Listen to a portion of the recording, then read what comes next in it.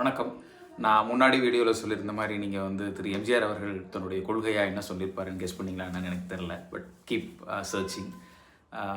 ரெண்டாவது முக்கியமான விஷயம் என்ன அப்படின்னா, அதிமுகன்ற கட்சிக்கு பொதுவாகவே வந்து பெரிய கொள்கையோ கோட்பாடோ தேவையே படலை.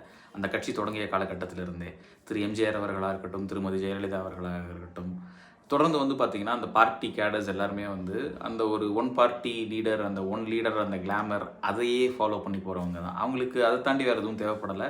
அது கூட கருணாநிதி, திமுக எதிர்ப்பும் இருந்ததுனால அவங்களுக்கு அதை தாண்டி வேறு எதையும் சிந்திக்கணுன்ற தேவையே ஏற்படலை. அதனால தான் அந்த கட்சி இன்ன வரைக்கும் இப்படி இருக்குது.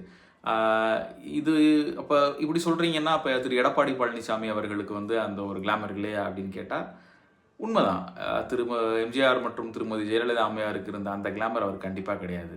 ஸோ அதனால தான் வந்து அதிமுக வந்து இப்போ வந்து பெரிதாக இளைஞர்களை ஈர்க்கவே கிடையாது அதிமுக. இவங்க எல்லாருமே இன்னைக்கு அதிமுகவில் இருக்கவங்க எல்லாருமே வந்து பார்த்தீங்கன்னா, ஒரு காலத்தில் எம்ஜிஆர் ரசிகர்களாக இருந்தவங்க, எம்ஜிஆர் ரசிகர்களாக இருந்து ஜெயலலிதா விசுவாசியாக இருந்து அப்படி உள்ளே வந்தவங்க. இப்போ புதுசாக கட்சியில் யார் இருக்காங்கன்னு பார்த்தீங்கன்னா, அவர்களுடைய வாரிசுகள் இருப்பாங்க. அப்படி இல்லைனா வந்து லைக் வேறு எந்த கட்சியிலையும் நமக்கு வாய்ப்பு இல்லை, இந்த கட்சி போனால் நமக்கு வாய்ப்பு கிடைக்குன்ற மாதிரி வந்து ஆட்களாக தான் இருப்பாங்க. பெரிதாக அவங்க இளைஞர்களை ஈர்க்கவே இல்லை.